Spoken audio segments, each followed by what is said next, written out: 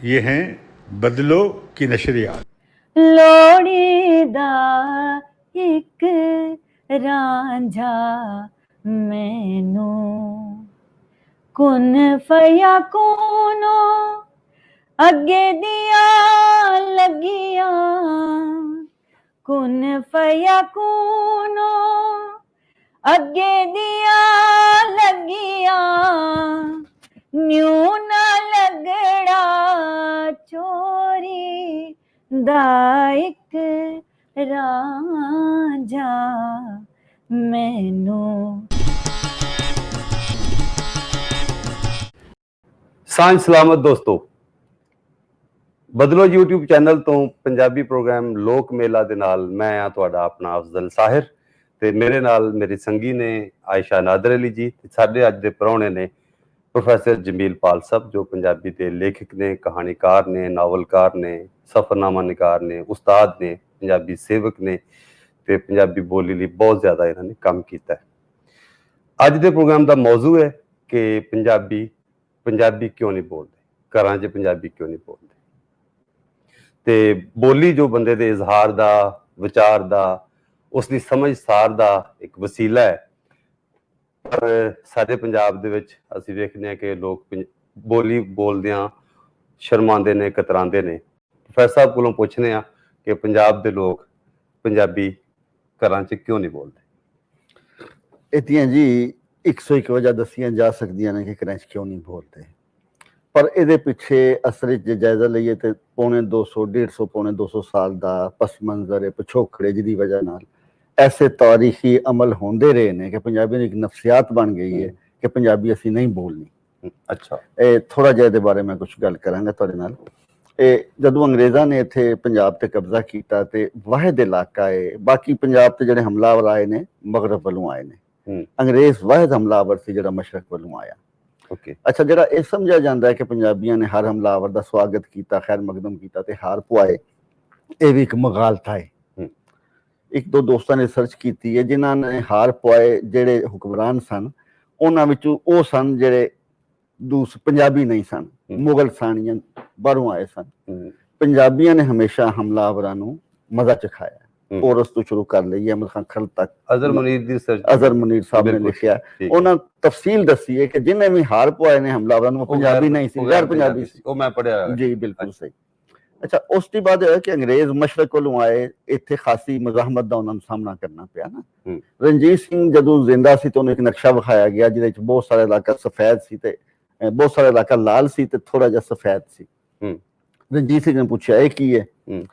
ਉਹ ਨਕਸ਼ੇ ਵਾਲੇ ਨੇ ਦੱਸਿਆ ਕਿ ਜਨਾਬ ਇਹ ਸਾਰਾ ਹਿੰਦੁਸਤਾਨ ਦਾ ਨਕਸ਼ਾ ਹੈ ਤੇ ਇਹ ਲਾਲ ਸਾਰਾ ਹੋ ਜੇ ਤੇ ਅੰਗਰੇਜ਼ ਕਾਬਜ਼ ਹੋ ਚੁੱਕੇ ਨੇ, ਸਫੈਦ ਜਿਹੜਾ ਤੁਹਾਡਾ ਪੰਜਾਬ ਹੈ।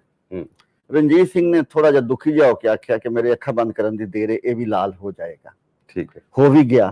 10 ਸਾਲਾਂ ਦੇ ਅੰਦਰ ਅੰਦਰ ਉਹਦੇ ਚੂਕੇ ਨਾਲਾਇਕ ਸਨ। ਇੱਕ ਜਿਸ ਤਰ੍ਹਾਂ ਬੋਰ ਦੇ ਥੱਲੇ ਦੂਜਾ ਬੂਟਾ ਨਹੀਂ ਉਗਦਾ, ਜਿਹੜਾ ਲਾਇਕ ਵੱਡਾ ਹੁਕਮਰਾਨ ਹੁੰਦਾ ਹੈ ਉਹਦੇ ਨਾਰਮਲ ਜਿਹੜੇ ਬਾਅਦ ਵਿੱਚ ਆਉਣ ਵਾਲੇ ਨੇ ਨਾਲਾਇਕ ਹੁੰਦੇ ਨੇ। ਤੇ ਅੰਗਰੇਜ਼ਾਂ 10 ਸਾਲ ਨਹੀਂ ਕੱਢੇ, 10 ਸਾਲ ਜੀ, ਹਾਂ। ਅੱਛਾ, ਮੁੱਕ ਗਈ। ਉਹ ਜਿਸ ਤਰ੍ਹਾਂ ਪੰਜਾਬ ਦਾ ਕੌਮੀ ਸ਼ਾਇਰ ਹੈ ਸ਼ਾਹ ਮੁਹੰਮਦ, ਉਹਨੇ ਵਾਰ ਵੀ ਲਿਖੀ ਤੇ ਖੁਸ਼ੀ ਬਹੁਤ ਰਹਿੰਦੇ ਮੁਸਲਮਾਨ ਹਿੰਦੂ ਸਿਰਾਂ ਦੋਵਾਂ ਦੇ ਉੱਤੇ ਆਫਤ ਆਈ। ਸ਼ਾਹ ਮੁਹੰਮਦਾ ਵਿੱਚ ਪੰਜਾਬ ਦੇ ਜੀ ਕਦੇ ਨਹੀਂ ਸੀ ਤੀਸਰੀ ਜ਼ਾਤ ਆਈ।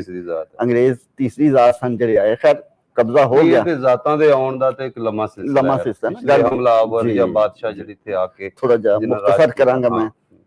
ਅੰਗਰੇਜ਼ਾਂ ਨੇ ਆਪਣਾ ਇੱਥੇ ਤਾਲੀਮੀ ਨਿਜ਼ਾਮ ਰਾਇਜ ਕੀਤਾ। ਉਸ ਤੋਂ ਪਹਿਲਾਂ ਸਾਡੇ ਕੋਲ ਮਦਰਸੇ ਸਨ ਜਾਂ ਹਿੰਦੂਆਂ ਦੇ ਜਿਹੜੇ ਮੰਦਰ ਸ਼ੰਦਰ ਉੱਥੇ ਤਾਲੀਮ ਦਿੱਤੀ ਜਾਂਦੀ ਸੀ।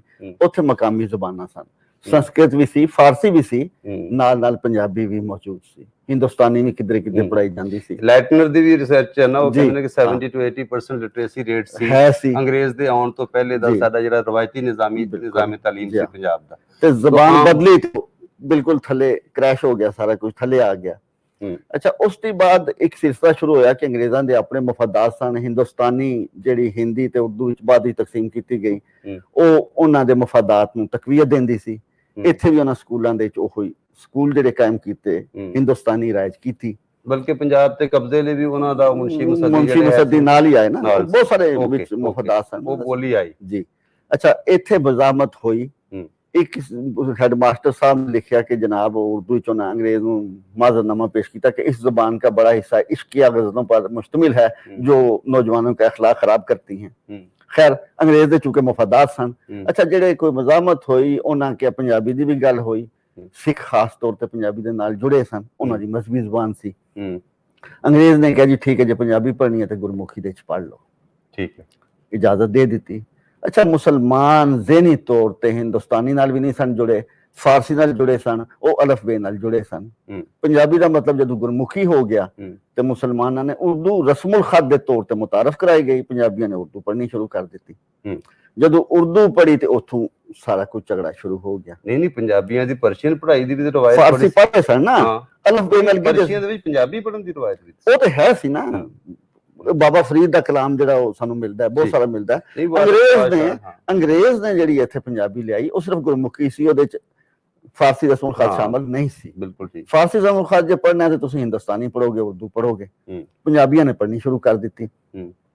ਹੁਣ ਉਸ ਤੋਂ ਬਾਅਦ ਇੱਕ ਪ੍ਰੋਪੇਗੈਂਡੇ ਦਾ ਲੰਮਾ ਦੌਰ ਸ਼ੁਰੂ ਹੋਇਆ। ਪੰਜਾਬੀਆਂ ਨੂੰ ਜ਼ਹਿਨੀ ਤੌਰ ਤੇ ਤਿਆਰ ਕੀਤਾ ਗਿਆ ਕਿ ਪੰਜਾਬੀ ਤੋਂ ਦੂਰ ਹੋਣ। ਇੱਕ ਤੇ ਕਿਹਾ ਗਿਆ ਜੀ ਹਿੰਦੁਸਤਾਨੀ ਜਾਂ ਉਰਦੂ ਜਿਹੜੀ ਹੈ ਇੱਕ ਲਸ਼ਕਰੀ ਜ਼ਬਾਨ ਹੈ, ਹਰ ਜ਼ਬਾਨ ਦੇ ਲਫ਼ਜ਼ ਦੇ ਸ਼ਾਮਲ ਨੇ। ਲਸ਼ਕਰੀ ਜ਼ਬਾਨਾਂ ਸਾਰੀਆਂ ਨੇ, ਪੰਜਾਬੀ ਦੇ ਫਾਰਸੀ, ਅਰਬੀ, ਅੱਧੇ ਲਫ਼ਜ਼ ਫਾਰਸੀ ਦੇ ਨੇ। ਅੱਜ ਦੀ ਪੰਜਾਬੀ ਚ ਅੰਗਰੇਜ਼ੀ ਦੇ ਬਹੁਤ ਸਾਰੇ ਲਫ਼ਜ਼ ਨੇ, ਕਾਲਜ ਸਕੂਲ ਤੋਂ ਲੈ ਕੇ ਬੈਂਚ ਤੱਕ।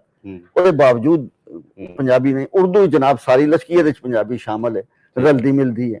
ਫਿਰ ਕਿਹਾ ਗਿਆ ਕਿ ਉਰਦੂ ਪੰਜਾਬੀ ਦਾ ਰਿਫਾइंड रूप है, तरक्की याफ्ता शक्ल ਜਿਹੜੀ ਹੈ ਉਰਦੂ ਹੈ। ਰਸਾਲੇ ਨਿਕਲਨੇ ਸ਼ੁਰੂ ਹੋਏ। ਇੱਕ ਅਖਬਾਰ ਨਿਕਲਦਾ ਸੀ ਪੈਸਾ ਅਖਬਾਰ, ਠੀਕ ਹੈ, ਵਜ਼ੀਰਾਬਾਦ ਦੇ ਸਨ ਮੁਨਸ਼ੀ ਮਹਿਬੂਬ ਆਲਮ ਸਾਹਿਬ। ਇੱਕ ਪੈਸਾ ਉਹਦੀ ਕੀਮਤ ਹੁੰਦੀ ਸੀ। ਉਹ ਉਹਨਾਂ ਨੇ ਕਿਸੇ ਮਿਸ਼ਨ ਦੇ ਤਹਿਤ ਪੰਜਾਬੀ ਦੇ ਖਿਲਾਫ ਪ੍ਰੋਪੇਗੈਂਡਾ ਮੁਸਲਸਲ ਸ਼ੁਰੂ ਕੀਤਾ। 1904 ਦੇ ਵਿੱਚ ਗਾਲਬਨ ਬੈਨਰਜੀ ਰੋਡ, ਚਿੱਟਰਜੀ ਰੋਡ, ਚਿੱਟਰਜੀ ਰੋਡ ਹੈ ਯੂਨੀਵਰਸਿਟੀ ਦੇ ਨਾਲ। ਚਿੱਟਰਜੀ ਸਾਹਿਬ ਸਨ ਪੰਜਾਬ ਯੂਨੀਵਰਸਿਟੀ ਦੇ ਵਾਈਸ ਚਾਂਸਲਰ। ਸਾਲਾਨਾ ਕਨਵੋਕੇਸ਼ਨ ਵਿੱਚ ਉਹਨਾਂ ਨੇ ਤਕਰੀਰ ਕੀਤੀ। ਉਹਨਾਂ ਕਿਹਾ ਜੀ ਪੰਜਾਬੀ ਤਾਂ ਬੜੀ ਖੂਬਸੂਰਤ ਜ਼ੁਬਾਨ ਹੈ। ਆਪ ਉਹ ਬੰਗਾਲੀ ਸਨ ਤੇ ਪੰਜਾਬੀਆਂ ਨੂੰ ਕੀ ਨਾ ਹੈ ਪੰਜਾਬੀ ਬੋਲਣੀ ਚਾਹੀਦੀ ਹੈ, ਕਿਉਂ ਨਹੀਂ ਬੋਲਦੇ ਤੁਸੀਂ? ਇਸ ਤਕਰੀਰ ਦੇ ਉੱਤੇ 2 ਸਾਲ ਤੱਕ ਪ੍ਰੋਪੇਗੈਂਡਾ ਮਜ਼ਮੂਨ ਤੇ ਮਕਾਲਾਤ ਅਖਬਾਰ ਦੇ ਛਾਪੇ ਜਾਂਦੇ ਰਹੇ ਕਿ ਜਨਾਬ ਨਹੀਂ ਹੈ ਤੇ ਬਿਲਕੁਲ ਹੈ ਤੇ ਬੰਗਾਲੀ ਹੈ, ਇਹਦਾ ਹੱਕ ਹੀ ਨਹੀਂ ਕਿ ਪੰਜਾਬੀ ਦੇ ਬਾਰੇ ਗੱਲ ਕਰੇ। ਉਸ ਤੋਂ ਬਾਅਦ ਪੰਜਾਬੀ ਜਿਹੜੀ ਹੈ ਉਹ ਘਟੀਆ ਜ਼ਬਾਨ, ਇਹਦੇ ਚ ਗਾਲਾਂ ਜ਼ਿਆਦਾ ਨੇ, ਇਹਦੇ ਚ ਲਹਿਜੇ, ਜੋ ਕੁਝ ਅੱਜ ਕਿਹਾ ਜਾਂਦਾ ਉਹ ਕੁਝ 100 ਸਾਲ ਪਹਿਲਾਂ ਵੀ ਕਿਹਾ ਜਾਂਦਾ ਸੀ। ਉਸ ਤੋਂ ਬਾਅਦ ਉਰਦੂ ਦੀ ਮਾਰਕੀਟ ਬਣਨੀ ਸ਼ੁਰੂ ਹੋ ਗਈ। ਕਿਤਾਬਾਂ ਰਸਾਲੇ ਜਦੋਂ ਛਪਣ ਲੱਗੇ ਤੇ ਜਿੱਥੇ ਜਿੱਥੇ ਕਿਤਾਬਾਂ ਦੇ ਬਾਜ਼ਾਰ ਸਨ ਉਹਨਾਂ ਦਾ ਨਾਂ ਉਰਦੂ ਬਾਜ਼ਾਰ ਰੱਖ ਦਿੱਤਾ ਗਿਆ। ਤੁਹਾਨੂੰ ਪਤਾ ਨਾ ਉਰਦੂ ਬਾਜ਼ਾਰ ਸਿਰਫ ਲਾਹੌਰ ਵਿੱਚ ਨਹੀਂ ਹੈ, ਕਰਾਚੀ ਵਿੱਚ ਵੀ ਹੈ। ਮੇਰੇ ਛੋਟਾ ਜਿਹਾ ਸ਼ਹਿਰ ਲਾਲਾ ਮੂਸਾ ਜਾਂ ਗੁਜਰਾਤ, ਉੱਥੇ ਜਿਹੜੇ ਕਿਤਾਬਾਂ ਦੇ ਬਾਜ਼ਾਰ ਨੇ ਉਹਨਾਂ ਨੂੰ ਉਰਦੂ ਬਾਜ਼ਾਰ ਕਿਹਾ ਗਿਆ, ਸਿਰਫ ਲੋਕਾਂ ਦੇ ਜ਼ਿਹਨ 'ਚ ਗੱਲ ਬਣ ਲਈ ਕਿ ਉਰਦੂ ਤਾਲੀਮ ਯਾਫਤਾ ਲੋਕ ਉਰਦੂ ਬੋਲਦੇ ਹਨ। ਅੱਛਾ, ਜਿਸ ਵੇਲੇ ਪ੍ਰੋਪੇਗੈਂਡਾ ਹੋ ਰਿਹਾ ਸੀ ਜਾਂ ਤੁਸੀਂ ਸਮਝੋ ਕਿ ਇਸ ਤਰ੍ਹਾਂ ਦੀ ਇੱਕ ਮਾਈਂਡਸੈਟ ਬਣਾਉਣ ਦੀ ਕੋਸ਼ਿਸ਼ ਕੀਤੀ ਗਈ, ਪ੍ਰਚਾਰ ਕੀਤਾ ਗਿਆ ਜੀ, ਬੰਗਾਲੀਆਂ ਨੇ ਤੇ ਮੁਲਕ ਤੋੜਨਾ ਵੀ ਪਸੰਦ ਕਰ ਲਿਆ ਜੀ ਔਰ ਆਪਣੀ ਬੋਲੀ ਵਾਸਤੇ ਲਹਿਰ ਵੀ ਚਲਾ ਲਈ। 53 ਦੇ ਵਿੱਚ ਹੀ ਉਹਨਾਂ ਦੇ ਸ਼ਹੀਦ ਵੀ ਹੋਏ, ਸਟੂਡੈਂਟ ਢਾਕਾ ਯੂਨੀਵਰਸਿਟੀ ਦੇ ਮਾਰੇ ਗਏ ਤੇ ਉਹਨਾਂ ਆਪਣੀ ਜ਼ੁਬਾਨ ਨਹੀਂ ਛੱਡੀ। ਤੇ ਉਹਦੇ ਉਲਟ ਪੰਜਾਬੀਆਂ ਨੇ ਆਪਣੀ ਜ਼ੁਬਾਨ ਛੱਡੀ। ਬਿਲਕੁਲ ਉਲਟ ਤੁਸੀਂ ਕਹਿ ਰਹੇ ਹੋ, ਰੱਦ ਅਮਲ ਰਿਹਾ ਪੰਜਾਬੀ। ਇਹ ਕਿਉਂ ਪੰਜਾਬੀ ਬੋਲਣ ਜਾਂ ਲਿਖਣ ਪੜ੍ਹਨ ਜਾਂ ਪੰਜਾਬੀ ਬੋਲੀ ਬੋਲਣ ਵੱਲ ਕਿਉਂ ਨਾ ਆਏ? ਇਹਦੇ ਚ ਮੈਂ ਥੋੜੀ ਜਿਹੀ ਅਰਜ਼ ਕਰਾਂ, ਇੱਕ ਵਾਕਿਆ ਯਾਦ ਆ ਗਿਆ ਫਿਰ ਦੇਰ ਚੋਂ ਨਿਕਲਣਾ ਜਾਏ। ਸਿੰਧ ਦਾ ਕੌਮੀ ਸ਼ਾਇਰ शेख अय्याज ने एक बड़ा खूबसूरत फिक्रा किया कि पंजाबी इसलिए उर्दू बोलते हैं कि उन्होंने अंग्रेजी नहीं आमदी। मकसद है कि ना, बड़ी दिलचस्प गल है ना, सिंधी सारे सिंधी बोलते हैं ना, उन्होंने अंग्रेजी भी उन्होंने भी नहीं आमदी ना, पर वो अपनी जुबान बोलते हैं। पंजाबी अंग्रेजी बोलने की कोशिश करता है, अंग्रेजी चो नालायक इसलिए कमतर बुराई जिहड़ी है ना उर्दू है, उर्दू बोलनी शुरू कर देता है। ਅਸਲ ਵਿੱਚ ਹੋਇਆ ਕਿ ਬੰਗਾਲ ਦੇ ਵਿੱਚ 100 ਸਾਲ ਪਹਿਲਾਂ ਅੰਗਰੇਜ਼ ਆ ਗਿਆ ਸੀ ਸਾਡੇ ਨਾਲੋਂ। ਤੁਸੀਂ ਇੱਕ ਤੇ ਗੱਲ ਨੂੰ ਪਿਛਲੀ ਜੋੜ ਦਿੱਤੀ ਹੈ ਕਿ ਵੀ ਅੰਗਰੇਜ਼ ਨੇ ਇੱਥੇ ਪੰਜਾਬੀ ਲਾਗੂ ਕੀਤੀ ਨਹੀਂ, ਜ਼ਰੀਆ ਤਾਲੀਮ ਬਣਾਇਆ ਨਹੀਂ ਕੀਤੀ। 1857 ਜਿਸਲੇ ਪੰਜਾਬ ਤੇ ਕਬਜ਼ਾ ਹੋ ਗਿਆ ਨਹੀਂ ਕੀਤੀ। ਉਹਦੇ ਨਤੀਜੇ ਕਿਉਂਕਿ ਪੜ੍ਹਾਈ ਲਿਖਾਈ ਦਾ ਨਿਜ਼ਾਮ ਨਹੀਂ ਸੀ, ਗੁਰਾਏ ਪਾਏ ਤਾਂ ਨਾ, ਪਟੜੀ ਬਦਲ ਦਿੱਤੀ ਗਈ ਨਾ, ਲੋਕਾਂ ਦੇ ਰਵਾਇਤੀ ਮਦਰਸੇ ਵਾਲਾ ਨਿਜ਼ਾਮੇ ਤਾਲੀਮ ਸੀ ਉਹ ਖਤਮ ਹੋ ਗਿਆ। ਅੱਛਾ, ਉਹਦਾ ਕਾਰਨ ਇਹ ਕਿ ਬਣੇ ਲੋਕ ਆਪਣੀ ਬੋਲੀ ਤੋਂ ਬੇਗਾਨੇ ਦੂਰ ਹੋ ਗਏ। ਓਕੇ, ਤੇ ਹੁਣ ਅਸੀਂ ਆ ਗਏ ਸੀ ਬੰਗਾਲ ਤੱਕ। ਬੰਗਾਲ ਵਿੱਚ ਆ ਗਏ ਅਸੀਂ। ਬੰਗਾਲ ਦੇ ਵਿੱਚ 100 ਸਾਲ ਪਹਿਲਾਂ ਅੰਗਰੇਜ਼ ਆ ਗਿਆ ਸੀ। ਅੱਛਾ ਠੀਕ ਹੈ, ਪੁਰਾਣੇ ਉਰਦੂ ਦੇ ਵੀ ਪੁਰਾਣੇ ਜਿਹੜੇ ਅਖਬਾਰ ਨੇ ਨਾ ਪਹਿਲੇ ਕਲਕੱਤੇ ਤੋਂ ਨਿਕਲੇ ਨੇ, ਠੀਕ ਹੈ। ਅੱਛਾ, ਲਿਟਰੇਚਰ ਬੰਗਾਲੀਆਂ ਨੇ ਅੰਗਰੇਜ਼ੀ ਪੜ੍ਹੀ, ਬੰਗਾਲੀਆਂ ਨੇ ਅੰਗਰੇਜ਼ੀ ਦੀਆਂ ਸਾਰੀਆਂ ਖੂਬੀਆਂ ਆਪਣੀ ਜ਼ਬਾਨ ਵਿੱਚ ਮੁੰਤਕਿਲ ਕੀਤੀਆਂ। ਚੰਗਾ ਨਾਵਲ, ਚੰਗੀ ਸ਼ਾਰਟ ਸਟੋਰੀ, ਚੰਗਾ ਲਿਟਰੇਚਰ, ਚੰਗਾ ਡਰਾਮਾ ਬੰਗਾਲੀ ਸਾਡੇ ਨਾਲ 100 ਸਾਲ ਪਹਿਲਾਂ ਲਿਖਿਆ ਗਿਆ ਅੰਗਰੇਜ਼ੀ ਅਸਰਾਤ ਦੇ ਨਾਲ। ਠੀਕ ਹੈ। ਅੱਛਾ, ਉਸ ਤੋਂ ਬਾਅਦ ਇਹ ਕਿ ਬੰਗਾਲੀ ਚ ਨੋਬਲ ਪ੍ਰਾਈਜ਼ ਵੀ ਮਿਲ ਗਿਆ, ਜਿਹੜਾ ਉਰਦੂ ਵਾਲੇ ਸਿਰ ਤੋੜ ਕੋਸ਼ਿਸ਼ ਦੇ ਬਾਵਜੂਦ ਅੱਜ ਤੱਕ ਨਹੀਂ ਲੈ ਸਕੇ ਨਾ। ਅਲਾਮਾ ਇਕਬਾਲ ਬਾਰੇ ਕਿਹਾ ਜਾਂਦਾ ਹੈ ਕਿ ਉਹ ਕਾਂਸ਼ੀ ਅਸਾਂ ਲੈਣਾ ਚਾਹੁੰਦੇ ਸਨ, ਬਹਰਹਾਲ ਉਹ ਅਸੀਂ ਬਹਿਸ ਨਹੀਂ ਕਰਦੇ। ਹੁਣ ਬੰਗਾਲੀਆਂ ਨੂੰ ਜਦੋਂ ਵੇਖਿਆ ਕਿ ਸਾਡੀ ਜ਼ੁਬਾਨ ਖੂਬਸੂਰਤ ਤੇ ਦੁਨੀਆ ਭਰ ਦੇ ਵਿੱਚ ਜਿਹੜੀ ਇੱਥੇ ਵੀ ਬੰਗਾਲੀ ਦੀ ਖੂਬਸੂਰਤੀ ਦੇ ਚਰਚੇ ਹੋਏ, ਬੰਗਾਲੀ ਚ ਨਾਵਲ ਬੜਾ ਅੱਛਾ ਲਿਖਿਆ ਜਾ ਰਿਹਾ, ਬੰਗਾਲੀ ਚ ਕਹਾਣੀ ਬੜੀ ਅੱਛੀ ਲਿਖੀ ਜਾ ਰਹੀ ਹੈ, ਲਿਟਰੇਚਰ ਚ ਨੋਬਲ ਯਕੀਨਨ ਹੈ ਵੀ ਹੈ। ਬੰਗਾਲੀਆਂ ਚ ਇੱਕ ਫਖਰ ਪੈਦਾ ਹੋਇਆ ਕਿ ਸਾਡੀ ਜ਼ੁਬਾਨ ਵੱਡੀ ਜ਼ੁਬਾਨ ਹੈ। ਇਹਦੇ ਉਲਟ ਪੰਜਾਬੀਆਂ ਚ ਅਸਾਸੇ ਕਮਤਰੀ ਪੈਦਾ ਕੀਤਾ ਗਿਆ ਕਿ ਸਾਡੀ ਜ਼ੁਬਾਨ ਘਟੀਆ ਜ਼ੁਬਾਨ ਹੈ। ਜਿਸ ਤਰ੍ਹਾਂ ਕਿ ਮੈਂ ਅਰਜ਼ ਕੀਤੀ, ਪੈਸਾ ਅਖਬਾਰ ਦੀ, ਪੇਂਡੂਆਂ ਦੀ, ਅਖਬਾਰਾਂ ਦੀ ਔਰ ਲਿਖਤਾਂ ਬੜੀਆਂ, ਹਰ ਭੈੜੀ ਚੀਜ਼ ਪੰਜਾਬੀ ਨਾਲ ਜੋੜ ਦਿੱਤੀ ਗਈ ਨਾ। ਨਤੀਜਾ ਕਿ ਪੰਜਾਬੀ ਚ ਅਸਾਸੇ ਕਮਤਰੀ ਪ੍ਰਵਾਨ ਚੜਨ ਲੱਗ ਪਿਆ। ਸ਼ਾਇਦ ਸੂਰਤ ਵਾਲੇ ਨਾਲ ਇੰਨੀ ਮਾੜੀ ਨਾ ਹੁੰਦੀ, ਪੰਜਾਬੀ ਰੋਜ਼ਗਾਰ ਤੋਂ ਤੋੜ ਦਿੱਤੀ ਗਈ। ਓਕੇ, ਪੰਜਾਬੀ ਪੜ੍ਹਿਆ ਨੌਕਰੀ ਨਹੀਂ ਸੀ ਮਿਲਦੀ ਨਾ। ਉਰਦੂ ਮੈਟ੍ਰਿਕ ਤੁਸੀਂ ਉਰਦੂ ਚ ਕਰੋਗੇ ਤਾਂ ਕਲਰਕੀ ਮਿਲ ਜਾਏਗੀ, ਮਿਡਲ ਨਾਲ ਵੀ ਮਿਲ ਜਾਂਦੀ ਸੀ। ਮਿਡਲ ਜਿਹੜੇ ਨੇ ਸਕੂਲ ਟੀਚਰ ਜਿਹੜੇ ਨੇ ਰੱਖੇ ਜਾਂਦੇ ਸਨ ਤੇ ਉਹ ਉਰਦੂ ਮੀਡੀਅਮ ਹੁੰਦਾ ਸੀ। ਨਤੀਜਾ ਹੈ ਕਿ ਸਾਡੀਆਂ ਇਸ ਵੇਲੇ 7 ਨਸਲਾਂ ਉਰਦੂ ਦੇ ਵਿੱਚੋਂ ਗੁਜ਼ਰ ਕੇ ਪ੍ਰਵਾਨ ਚੜੀਆਂ ਔਰ ਆਪਣੀ ਬੋਲੀ ਤੋਂ ਦੂਰ ਹੋ ਗਈਆਂ। ਪੰਜਾਬੀ ਉਹਨਾਂ ਪੜ੍ਹੀ ਨਹੀਂ, ਪੰਜਾਬੀ ਉਹਨਾਂ ਵਾਸਤੇ ਇੱਕ ਗੈਰ ਮੁਲਕੀ ਜ਼ੁਬਾਨ ਬਣ ਕੇ ਰਹਿ ਗਈ ਹੈ। ਮਾਂ ਬੋਲਦੀ ਏ, ਦਾਦੀ ਬੋਲਦੀ ਏ, ਪਰ ਹੈ ਉਹਨਾਂ ਵਾਸਤੇ ਇੱਕ ਓਪਰੀ ਜ਼ੁਬਾਨ। ਪੰਜਾਬੀ ਬੱਚੇ ਨੂੰ ਕੋਈ ਇਬਾਰਤ ਰੱਖ ਦਿਓ ਪੰਜਾਬੀ ਤੇ ਉਹ ਨਹੀਂ ਪੜ੍ਹ ਸਕੇਗਾ। ਉਰਦੂ ਦੀ ਸ਼ਾਇਦ ਪੜ੍ਹ ਲਵੇ ਕਿਉਂਕਿ ਉਹਦੇ ਨਾਲ ਫੈਮਿਲੀਅਰ ਹੈ, ਉਰਦੂ ਨੇ ਸਿੱਖੀ, ਉਰਦੂ ਨੇ ਪੜ੍ਹੀ, ਸਕੂਲ ਬੋਲੀ। ਹੁਣ ਮਜ਼ੀਦ ਅਮਲ ਵੱਧਦਾ ਚਲਾ ਗਿਆ। ਹੁਣ ਕੀ ਹੈ, ਪਿੰਡਾਂ ਦੇ ਵਿੱਚ ਵੀ ਜਿਹੜੇ ਸਕੂਲ ਖੁੱਲੇ ਨੇ ਅੰਗਰੇਜ਼ੀ ਮੀਡੀਅਮ, ਉਹ ਬੱਚੇ ਦੇ ਘਰਾਂ 'ਚ ਫੋਨ ਕਰਦੇ ਨੇ ਕਿ ਬੱਚਿਆਂ ਨੂੰ ਉਰਦੂ ਬੋਲੋ ਕਿਉਂਕਿ ਉਰਦੂ 'ਚ ਕਮਜ਼ੋਰ ਹੈ। ਲੈਟਰਸ ਆਉਂਦੇ ਨੇ ਇੱਥੇ ਇਸ ਹਵਾਲੇ ਨਾਲ ਕਈ ਮੁਜ਼ਾਹਰੇ ਵੀ ਹੋਏ। ਜੀ ਬਿਲਕੁਲ, ਇੱਕ ਸਕੂਲ ਨੇ, ਇੱਕ ਪ੍ਰਾਈਵੇਟ ਵੱਡੇ ਸਕੂਲ ਨੇ ਕੀਤਾ, ਇਹ ਮੁਜ਼ਾਹਰਾ ਕੀਤਾ ਕਿ ਪੰਜਾਬੀ ਤੇ ਭੈੜੀ ਜ਼ੁਬਾਨ ਹੈ, ਤੁਸੀਂ ਨਹੀਂ ਬੋਲਣੀ। ਮਾਵਾਂ ਨੂੰ ਲੈਟਰ ਕੱਲੇ ਜਾਂਦੇ ਨੇ ਕਿ ਨਹੀਂ ਬੋਲਣੀ। ਔਰ ਫਿਰ ਪਿੰਡਾਂ ਦੇ ਆਮ ਬੰਦੇ ਜਿਹੜੇ ਨੇ, ਉਹ ਜਿਹੜੇ ਅਨਪੜ੍ਹ ਨੇ ਵਿਚਾਰੇ, ਉਹ ਕੱਚੀ ਭੁੰਨੀ ਜੀ ਉਰਦੂ ਬੋਲਣ ਦੀ ਕੋਸ਼ਿਸ਼ ਕਰਦੇ ਨੇ। ਮਜ਼ਕਾ ਖੇਜ਼ੀ ਗੱਲ ਬਣਦੀ ਹੈ ਕਿ ਕੀ ਕਰ ਰਹੇ ਨੇ ਉਹ। ਇਹ ਸਾਰਾ ਕੁਝ ਜਿਹੜਾ ਨਾ ਉਹ ਪੰਜਾਬੀਆਂ ਦੀ ਨਫਸਿਆਤ ਵਿੱਚ ਪੌਣੇ 200 ਸਾਲ ਤੋਂ ਉਤਰਦਾ ਚਲਾ ਗਿਆ। ਹੁਣ ਉਹਦੇ ਜ਼ਿਹਨ ਵਿੱਚ ਇੱਕ ਰੱਦੇ ਅਮਲ ਵਰਗੀ ਸੂਰਤ ਪੈਦਾ ਹੋ ਜਾਂਦੀ ਹੈ। ਪੰਜਾਬੀ ਦਾ ਨਾਂ ਸੁਣ ਜਾਏ ਕਿ ਮੈਂ ਇਹਦੇ ਨੇੜੇ ਨਹੀਂ ਜਾਣਾ, ਮੈਨੂੰ ਅਨਪੜ੍ਹ ਨਾ ਸਮਝਿਆ ਜਾਏ, ਮੈਨੂੰ ਇਹ ਬੋਲਣ ਨਾਲ ਨੌਕਰੀ ਨਹੀਂ ਮਿਲਣੀ ਹੈ, ਮੈਨੂੰ ਗਵਾਰ ਸਮਝਣਗੇ ਅਗਲੇ, ਮੈਨੂੰ ਘਟੀਆ ਸਮਝਿਆ ਜਾਏਗਾ। ਮੈਂ ਛੋਟਾ ਜਿਹਾ ਵਾਕਿਆ ਯਾਦ ਆ ਗਿਆ, ਮੈਂ ਜੇ ਇਜਾਜ਼ਤ ਦਿੱਤੇ ਕਰਾਂ ਕਿ ਇੱਕ ਪਬਲਿਸ਼ਰ ਸਨ ਉਰਦੂ ਦੇ, ਤੇ ਕਿਸੇ ਚੱਕਰ ਵਿੱਚ ਮੈਂ ਉਹਨਾਂ ਨਾਲ ਗਿਆ ਤੇ ਖਾਤੂਨ ਬੈਠੇ ਸਨ, ਉਹਨਾਂ ਦੀ ਨੁਮਾਇੰਦਗੀ ਕਰ ਰਹੇ ਸਨ। ਅੱਛਾ, ਖਾਤੂਨ ਅੰਗਰੇਜ਼ੀ ਮੀਡੀਅਮ ਦੇ ਪੜ੍ਹੇ ਸਨ ਪਰ ਮੇਰੇ ਨਾਲ ਉਰਦੂ ਚ ਗੱਲ ਕਰ ਰਹੇ ਸਨ, ਮੈਂ ਪੰਜਾਬੀ ਬੋਲ ਰਿਹਾ ਸਾਂ। ਗੱਲਾਂ ਚੋਂ ਕਹਿਣ ਲੱਗੇ ਕਿ ਤੁਹਾਨੂੰ ਪਤਾ ਕਿ ਮੇਰਾ ਤਲਕ ਜਿਹੜਾ ਅੰਗਰੇਜ਼ੀ ਬੋਲਣ ਵਾਲੀ ਜੈਂਟਰੀ ਨਾਲ ਹੈ। ਮੈਂ ਨਜ਼ਰ ਆ ਰਿਹਾ ਜੀ ਸ਼ਿਰੋ ਨਾ ਪਾਈ ਸੀ, ਠੀਕ ਹੈ, ਕੋਈ ਨਹੀਂ ਹਰੇ। ਅੱਛਾ, ਕਹਿਣ ਲੱਗੇ ਕਿ ਮੈਂ ਜਦੋਂ ਉਸ ਜੈਂਟਰੀ ਚ ਉਰਦੂ ਬੋਲਨੀ ਆ ਤੇ ਮੈਨੂੰ ਬੜਾ ਘਟੀਆ ਸਮਝ, ਇਹ ਉਰਦੂ ਚ ਦੱਸ ਰਹੇ ਨੇ ਮੈਨੂੰ ਕਿ ਬੜਾ ਘਟੀਆ ਸਮਝਿਆ ਜਾਂਦਾ ਹੈ। ਅੱਛਾ, ਮੈਂ ਹੱਸ ਕੇ ਕਿਹਾ ਬੀਬੀ ਤੁਹਾਨੂੰ ਪਤਾ ਕਿ ਜਦੋਂ ਮੈਂ ਉਰਦੂ ਮੀਡੀਅਮ ਵਾਲੇ ਚ ਪੰਜਾਬੀ ਬੋਲਣਾ ਤੇ ਮੈਨੂੰ ਕਿੰਨਾ ਘਟੀਆ ਸਮਝਿਆ ਜਾਂਦਾ ਹੈ। ਖਾਤੂਨ ਕੁਰਸੀ ਤੋਂ ਉਛਲੇ, आपको भी घटिया समझा जाता है। तो मैं ਤੁਹਾਡਾ ਕੀ ਖਿਆਲ ਹੈ, ਜੇ ਉਰਦੂ ਘਟੀਆ ਸਮਝੀ ਜਾਂਦੀ ਹੈ ਕਿਸੇ ਜਗ੍ਹਾ ਤੇ ਪੰਜਾਬੀ ਉਸ ਦੀ ਜ਼ਿਆਦਾ ਘਟੀਆ ਸਮਝੀ ਜਾਂਦੀ ਹੈ। ਤੇ ਮੈਂ ਪਰਵਾਹ ਨਹੀਂ ਕਰਦਾ, ਠੀਕ ਹੈ ਬਈ, ਕੋਈ ਸਮਝਦਾ ਮੇਰੀ ਇੱਜ਼ਤ ਮੇਰੀਆਂ ਨਜ਼ਰਾਂ ਵਿੱਚ ਹੈ ਨਾ, ਦੂਜੇ ਦੀ ਇੱਜ਼ਤ ਕਰਨਾ ਮੇਰਾ ਕੀ ਜਾਂਦਾ ਹੈ। ਪੰਜਾਬੀ ਇੰਨੇ ਪੱਕੇ ਨਹੀਂ ਹਨ ਕਿ ਇੰਨੀ ਚੀਜ਼ ਦਾ, ਇੰਨੀ ਨਫਸਿਆਤੀ ਜੰਗ ਦਾ ਮੁਕਾਬਲਾ ਕਰ ਸਕਣ। ਚਲੋ ਅਸੀਂ ਇਹ ਕਹਿੰਦੇ ਹਾਂ ਜੀ, ਪਾਕਿਸਤਾਨ ਬਣਨ ਤੋਂ ਪਹਿਲਾਂ ਆਮ ਬੋਲ ਚਾਲ ਤੇ ਹੈ ਸੀ ਨਾ ਜੀ, ਹੁਣ ਵੀ ਹੈ, ਲੋਕ ਬੋਲਦੇ ਨੇ ਜਿਹੜੀ ਤੁਸੀਂ ਇਹ ਗੱਲ ਕੀਤੀ ਹੈ। ਪਰ ਇਹ ਕਿ ਇਹਦੇ ਚ ਬਾਅਦ ਹੁਣ ਜੋ ਸੂਰਤ ਹਾਲ ਹੈ ਇਸ ਵੇਲੇ ਜੀ ਜੀ, ਇਹ ਸੂਰਤ ਹਾਲ ਨੂੰ ਤੁਸੀਂ ਕਿਵੇਂ ਦੇਖੋ ਜੀ? ਪਾਕਿਸਤਾਨ ਬਣਿਆ ਤੇ ਸਭ ਤੋਂ ਪਹਿਲਾਂ ਬੰਗਾਲੀਆਂ ਨੇ ਆਪਣੀ ਜ਼ਬਾਨ ਦੇ ਬਾਰੇ ਜਦੋਜਹਿਦ ਸ਼ੁਰੂ ਕੀਤੀ। ਅੱਛਾ, ਜਨਾਬ ਸਾਹਿਬ ਜਹਾਜ਼ ਤੇ ਬਹਿ ਕੇ ਗਏ ਤੇ ਉਹਨਾਂ ਕਿਹਾ ਜੀ Urdu should be official language.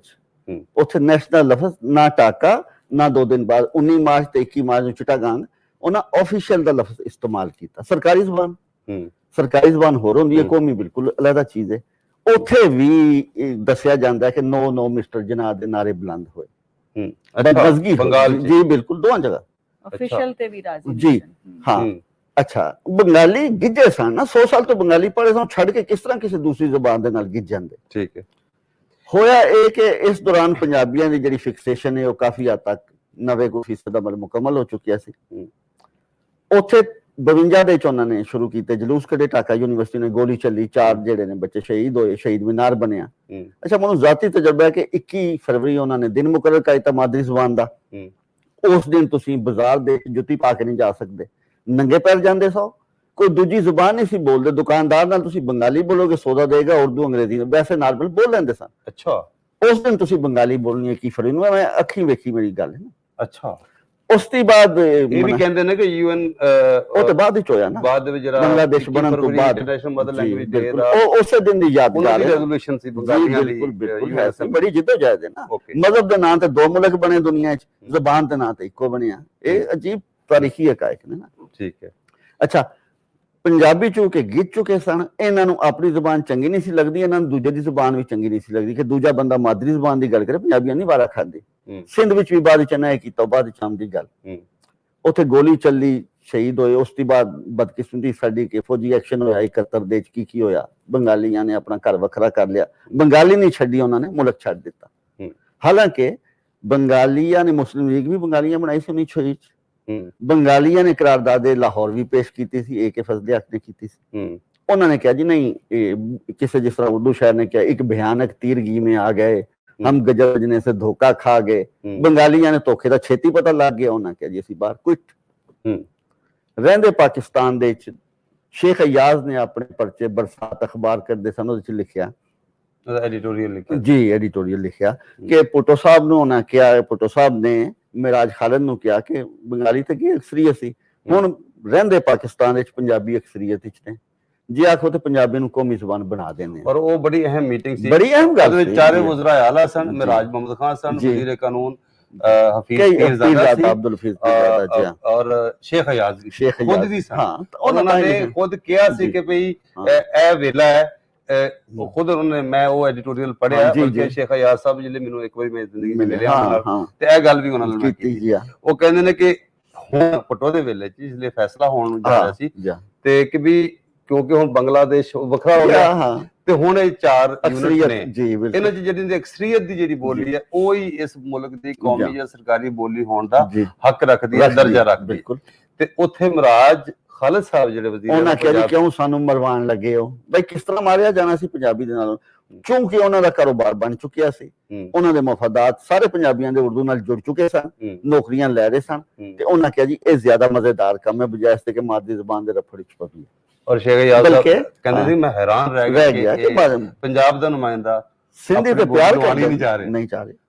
Sindhi 72 ਦੇ ਸਿੰਧ ਵਿੱਚ ਫਸਾਦ ਹੋਏ ਤੇ ਉੱਥੇ ਵੀ ਜਨਾਬ ਗੋਲੀਆਂ ਖਾਣ ਵਾਲੇ ਕੌਣ ਨੇ? ਉਰਦੂ ਦੀ ਖਾਤਰ ਪੰਜਾਬੀ। ਮਹਾਜਰ ਨੇ ਨਹੀਂ ਗੋਲੀ ਖਾਦੀ, ਮਹਾਜਰ ਨੇ ਬਾਅਦ ਵਿੱਚ ਪੰਜਾਬੀਆਂ ਨੂੰ ਮਾਰਿਆ ਕਈ ਸਾਲ ਬਾਅਦ, 88 ਤੋਂ ਬਾਅਦ ਅਲਤਾਫ ਭਾਈ ਨੇ। ਗੋਲੀਆਂ ਖਾਣ ਵਾਲੇ ਕਿਉਂ ਨੇ? ਪੰਜਾਬੀ। ਨਤੀਜਾ ਇਹ ਕਿ ਪੰਜਾਬੀਆਂ ਦੇ ਇਸ ਜ਼ਹਿਨੀਅਤ ਤੋਂ ਛੋਟੀਆਂ ਕੌਮਾਂ ਖੌਫਜ਼ਦਾ ਨੇ, ਇਹਨਾਂ ਆਪਣੀ ਜ਼ੁਬਾਨ ਵਗਾ ਕੇ ਪਰਾਮਾਰੀ ਖਤਮ ਕਰ ਦਿੱਤੀ, ਇਹ ਸਾਡੀ ਜ਼ੁਬਾਨ ਵੀ ਖਤਮ ਕਰ ਦੇਣਗੇ। ਸਿੰਧੀ ਵੀ ਸਮਝਦੇ ਨੇ, ਪਠਾਨ ਵੀ ਸਮਝਦੇ ਨੇ, ਬਲੋਚੀ ਜ਼ਿਆਦਾ ਸਮਝਦੇ ਨੇ ਕਿ ਪੰਜਾਬੀ ਅਜੀਬੋ ਗਰੀਬ ਮਖਲੂਕ ਨੇ, ਇਹ ਆਪਣੀ ਜ਼ੁਬਾਨ ਨਾਲ ਬੋਲਦੇ ਨੇ, ਨਾ ਕਿਸੇ ਨੂੰ ਬੋਲਣ ਦਿੰਦੇ ਨੇ, ਤੇ ਸਾਡੇ ਨਾਲ ਵੀ ਇਹਨਾਂ ਇਹੋ ਸਲੂਕ ਕਰਨਾ।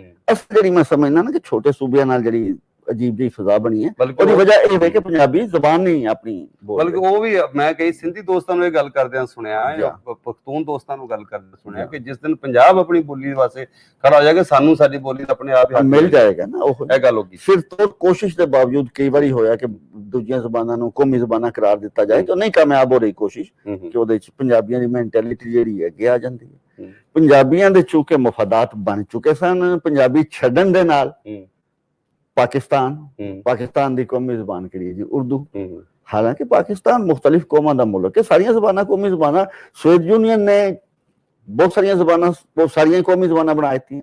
ਇੰਡੀਆ ਦੀਆਂ 13-14 ਜ਼ੁਬਾਨਾਂ ਕੌਮੀ ਜ਼ੁਬਾਨ, ਨੋਟ ਦੇ ਉੱਤੇ ਵੀ ਲਿਖਿਆ ਹੈ, ਸੋਵੀਅਤ ਯੂਨੀਅਨ ਦੇ ਨੋਟਾਂ ਉੱਤੇ ਵੀ ਲਿਖਿਆ ਹੁੰਦਾ ਸੀ ਬਹੁਤ ਸਾਰੀਆਂ ਜ਼ੁਬਾਨਾਂ। ਖੂਬਸੂਰਤ ਲੱਗਦਾ ਸੀ, ਰੰਗਾ ਰੰਗੀ ਖੂਬਸੂਰਤੀ ਨੂੰ ਜਨਮ ਦਿੰਦੀ ਹੈ। ਪੰਜਾਬੀ ਜਿਹੜਾ ਉਹ ਖੂਬਸੂਰਤੀ ਸ਼ਾਇਦ ਪਸੰਦ ਕਰੇ ਪਰ ਰੰਗਾ ਰੰਗੀ ਨਹੀਂ ਪਸੰਦ ਕਰਦਾ। ਉਹ ਕਹਿੰਦਾ ਜੀ ਇੱਕ ਜ਼ੁਬਾਨ ਤੇ ਇੱਕੋ ਮੁਲਕ ਤੇ 1 ਯੂਨਿਟ।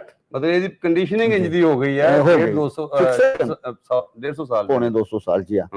ਇਹ ਰਿਕਾਰਡ ਤੇ ਵੇਖ ਜਦੋਂ 1 ਯੂਨਿਟ ਬਣਾਇਆ ਗਿਆ 1953 ਦੇ ਵਿੱਚ, ਸਿੰਧੀਆਂ ਵੀ ਜਲੂਸ ਕੱਢੇ, ਬਲੋਚੀਆਂ ਵੀ ਕੱਢੇ, ਪਠਾਣਾ ਵੀ ਕੱਢੇ।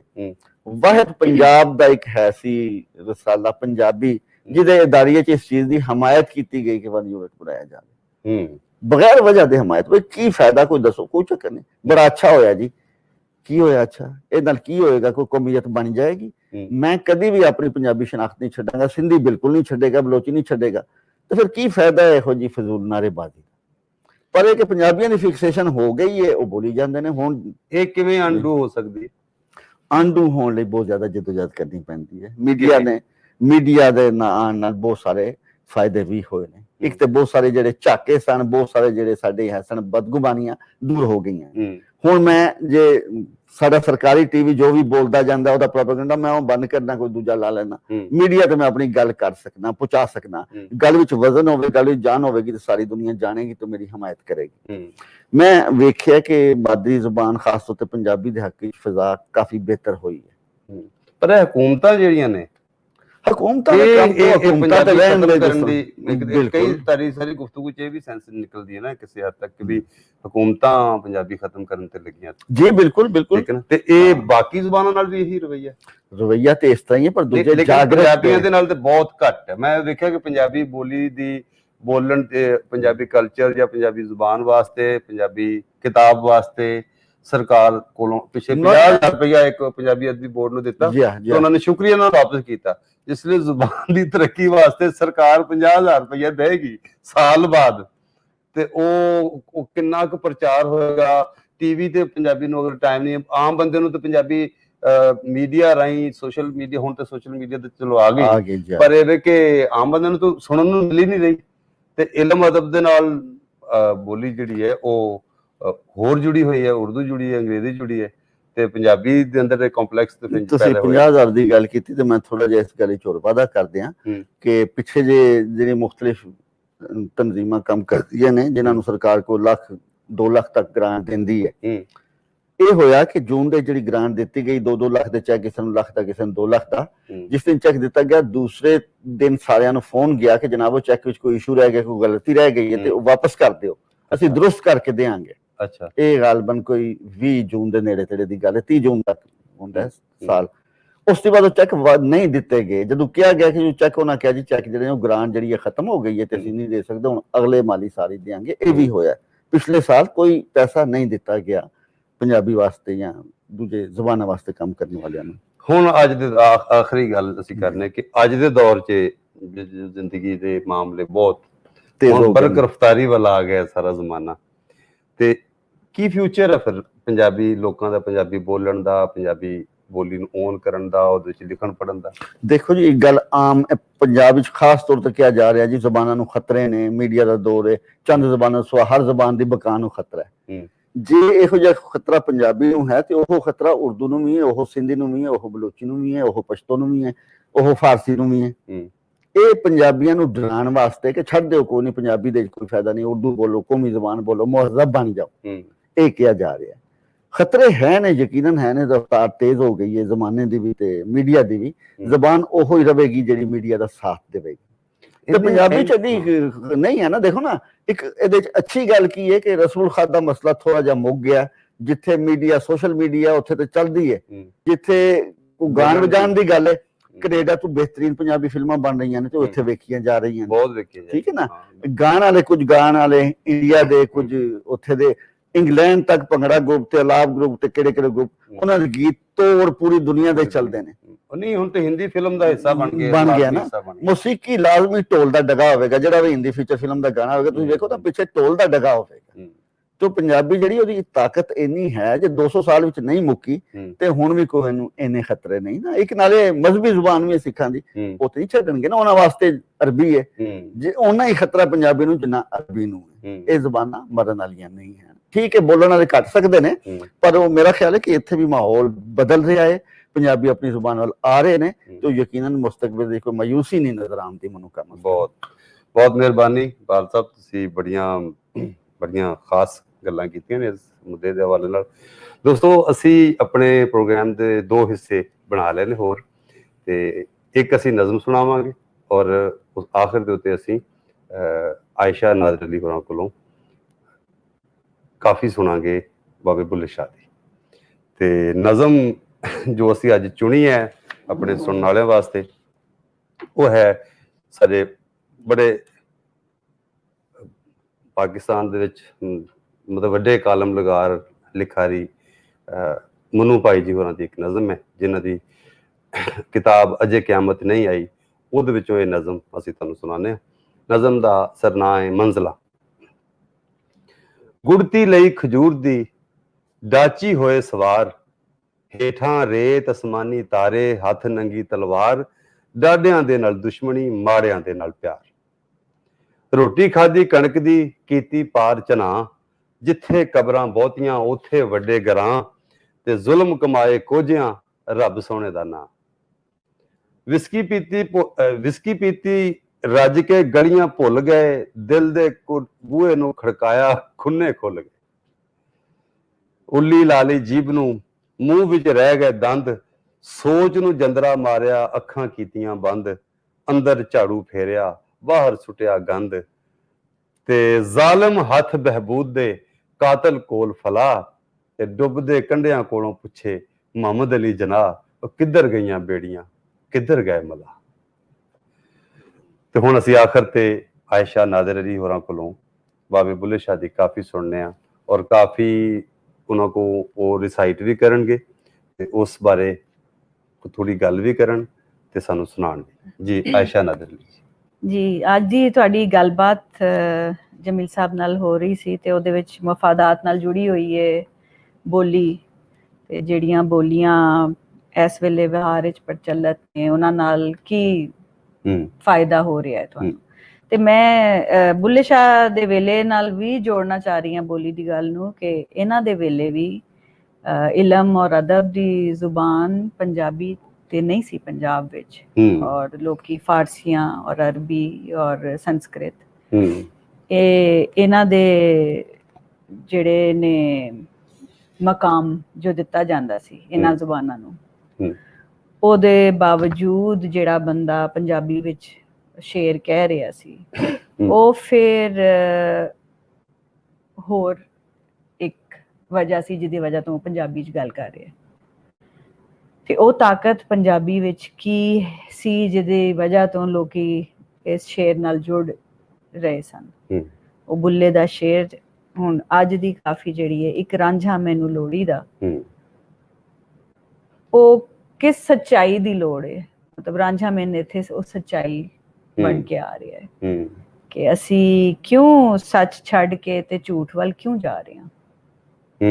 ਹਾਲਾਂਕਿ ਕੁਨ ਫਯਕੂਨੋ ਅੱਗੇ ਦੀਆਂ ਲੱਗੀਆਂ, ਸਾਡੀ ਸੱਚ ਨਾਲ ਜਿਹੜੀ ਜੁੜਤ ਹੈ ਉਹ ਕੁਨ ਫਯਕੂਨੋ ਅੱਗੇ ਤੋਂ ਹੈ, ਜਿਸ ਮਤਲਬ ਜ਼ਿੰਦਗੀ ਦੇ ਹੋਣ ਤੋਂ ਵੀ ਪਹਿਲੇ, ਸ਼ੁਰੂ ਤੋਂ ਸਾਡੀ ਬੁਨਿਆਦ ਹੀ ਸ਼ਾਇਦ ਸੱਚ ਹੈ।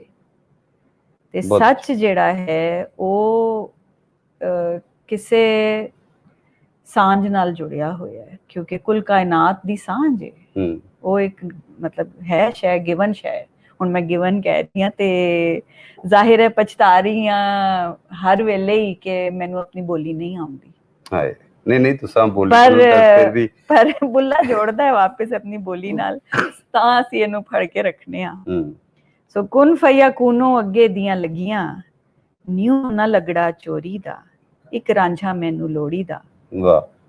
ਆਪ ਛਿੜੀਂਦਾ ਨਾਲ ਮੱਝੀ ਦੇ, ਸਾਨੂੰ ਕਿਉਂ ਬੇਲਿਓ ਹੋੜੀ ਦਾ, ਇੱਕ ਰਾਂਝਾ ਮੈਨੂੰ ਲੋੜੀ ਦਾ।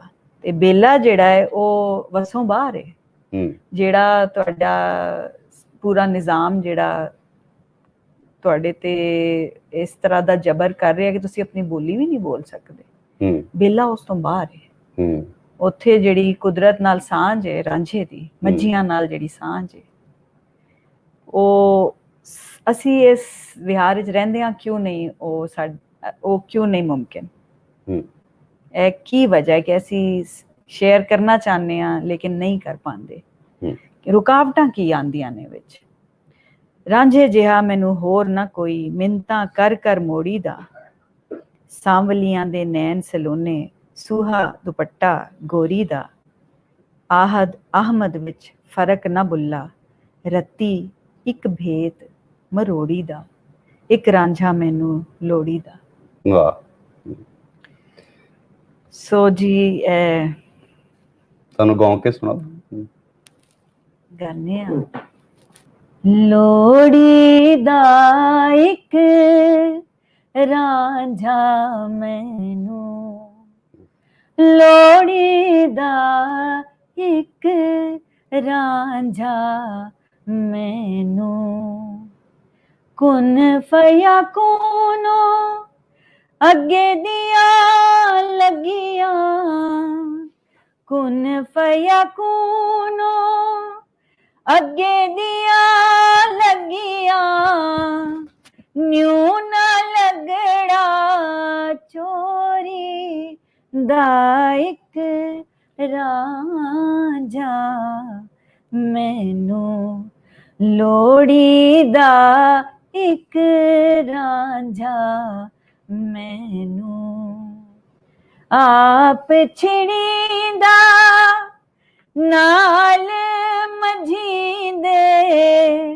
ਆਪ ਛਿੜੀਂਦਾ ਨਾਲ ਮਝੀਂਦੇ ਸਾਨੂੰ ਕਿਉਂ ਬੇਲਿਓ ਹੋੜੀ ਦਾ ਇੱਕ ਰਾਂਝਾ ਮੈਨੂੰ ਲੋੜੀ ਦਾ ਇੱਕ ਰਾਂਝਾ ਮੈਨੂੰ ਰਾਂਝੇ ਜਿਹਾ ਮੈਨੂੰ ਹੋਰ ਨਾ ਕੋਈ ਮਿੰਨਤਾਂ ਕਰ ਕਰ ਮੋੜੀ ਦਾ ਇੱਕ ਰਾਂਝਾ ਮੈਨੂੰ ਲੋੜੀ ਦਾ ਇੱਕ ਰਾਂਝਾ ਮੈਨੂੰ ਸਾਵਲਿਆਂ ਦੇ ਨੈਣ ਸਲੋਨੇ ਸੋਹਾ ਦੁਪੱਟੜਾ ਗੋਰੀ ਦਾ ਇੱਕ ਰਾਂਝਾ ਮੈਨੂੰ ਲੋੜੀ ਦਾ ਇੱਕ ਰਾਂਝਾ ਮੈਨੂੰ ਆਹਦਾ ਹਮਦ ਵਿੱਚ ਫਰਕ ਨਾ ਭੁੱਲਿਆ ਆਹਦਾ ਹਮਦ ਵਿੱਚ ਫਰਕ ਨਾ ਭੁੱਲਿਆ ਰਤੀ ਇੱਕ ਭੇਤ ਮਰੋੜੀ ਦਾ ਇੱਕ ਰਾਂਝਾ ਮੈਨੂੰ ਲੋੜੀ ਦਾ ਇੱਕ ਰਾਂਝਾ ਮੈਨੂੰ ਲੋੜੀ ਦਾ क्या कहने, कैसी कैफियत बना देती, बहुत खूब।